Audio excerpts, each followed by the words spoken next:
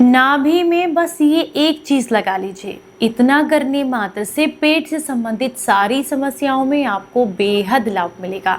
इसके अलावा अगर आपको जोड़ों में दर्द की दिक्कत है, बॉडी को डिटॉक्स करना चाहते हैं, कॉन्स्टिपेशन से परेशान हैं, आंखों की रोशनी बढ़ाना चाहते हैं, स्किन ग्लोइंग चाहते हैं, तो अलग अलग चीज़ों को इस्तेमाल करके अपनी नाभि को पोषित करके अपने शरीर की 72,000 नाड़ियों को आप आसानी से पोषित कर सकते हैं।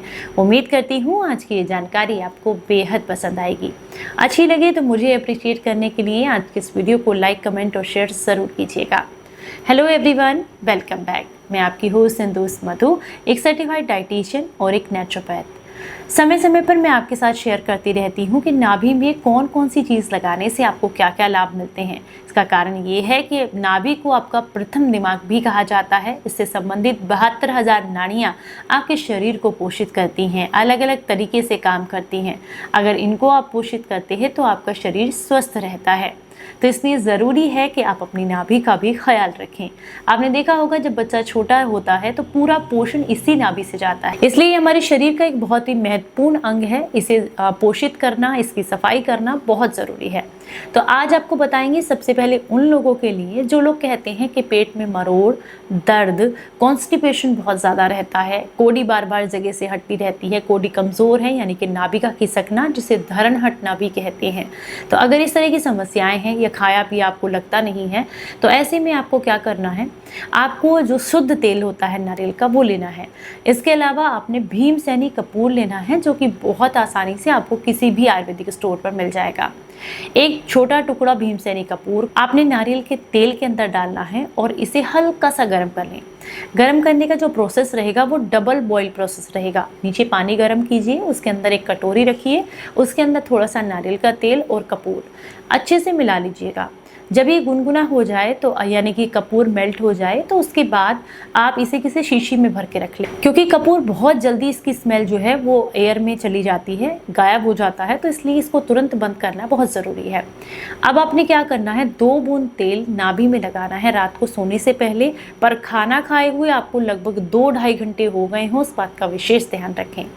हल्का सा ऑयल लगाइए और हल्के हल्के हाथ से कुछ इस तरीके से आपने मसाज देनी है, दोनों तरफ इस तरीके से। पहले इस तरफ दीजिएगा, क्लॉकवाइज एंटी क्लॉकवाइज, दोनों तरीके से, बहुत हल्के हल्के हाथ से, कोई प्रेशर नहीं देना है, इस बात का विशेष ध्यान आपको रखना है।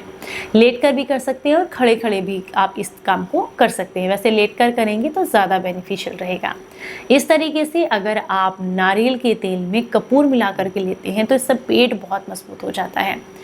अगली जो चीज़ है वो है सरसों का तेल। जिनके भी शरीर में दांत, खाज, खुजली की दिक्कत रहती है, जॉइंट्स पेन रहता है, उन लोगों को नाभि में सरसों का तेल लगाना चाहिए। शुद्ध सरसों के तेल को हल्का सा गुनगुना करें। गुनगुना करने के बाद अपनी नाभि में 1 से 2 बूंद लगाकर हल्के हाथ से बस उसकी इस तरीके से क्लॉकवाइज एंटी क्लॉकवाइज आपने मसाज देनी है। अब इसकी मसाज को आप कहेंगे कितने समय तक करना है, तो मात्र 5 या 7 मिनट तक करना है, इससे ज़्यादा नहीं करना है, इस बात का विशेष ध्यान रखें। इसके अलावा जो अगली चीज़ है, यानी कि किन लोगों को और इस्तेमाल करना है, तो जिन्हें भी स्किन में कोई एलर्जी है, पुराना कोई दाग है, खाज है, खुजली है, खून खराब हो रहा है या फिर शरीर में खून ठीक से नहीं बनता है, तो ऐसे में आपको नीम का तेल इस्तेमाल करना चाहिए। नीम के तेल को बनाने के लिए आप नारियल के तेल में कुछ नीम की पत्तियों को डाल करके उसे थोड़ा पका लें। जब पत्तियां अच्छे से जल जाएं, यानी कि उनका कलर चेंज हो जाए, तो छान करके इसे शीशी में भर के रखें। इस तेल को लगाने से आपकी स्किन में निखार आता है, पिंपल्स की समस्या दूर होती है, स्किन ग्लो करती है, आंतों के कीड़े खत्म होते हैं, कॉन्स्टिपेशन दूर होता है, खून साफ होता है और दांत खाज की खुजली में भी आपको काफ़ी आराम मिलता है। अगर आप इन सब चीज़ों को तो कर रही हैं, लेकिन आप में से बहुत सारे लोग सवाल करेंगे कितने दिन तक करना है। तो देखिए, ये कोई पर्टिकुलर कोई दवाई नहीं है, आप इसे कभी भी कर सकते हैं। जब आपको इस तरह की कोई समस्याएं दिखाई दे, 10 से 15 दिन आप इस्तेमाल करें, फिर उसके बाद छोड़ सकते हैं। या फिर अगर आपने 10-15 दिन यूज़ कर लिया है तो एक छोटा सा काम ज़रूर कीजिएगा।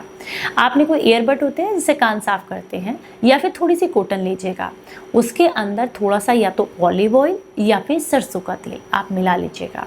मिलाने के बाद यानी कि लगा लीजिएगा कॉटन पर या ईयरबड पर, उससे बहुत हल्के हाथ से नाभि की सफाई कर दीजिएगा, क्योंकि लंबे समय तक तेल लगाने से किसी भी तरीके का तो हो सकता है वहाँ पर डस्ट या किसी तरह की गंदगी जमा हो जाए, तो उसकी सफाई करना भी बहुत ज़रूरी है। पर विशेष ध्यान रखें, खाना खाए हुए 2.5-3 घंटे हो गए हों, पेट ज़्यादा भरा हुआ ना हो, तुरंत आपने पानी ना पिया हो, और जब आप सफाई कर रहे होंगे तो बहुत ज़्यादा रगड़ कर जोर से सफाई नहीं करनी है।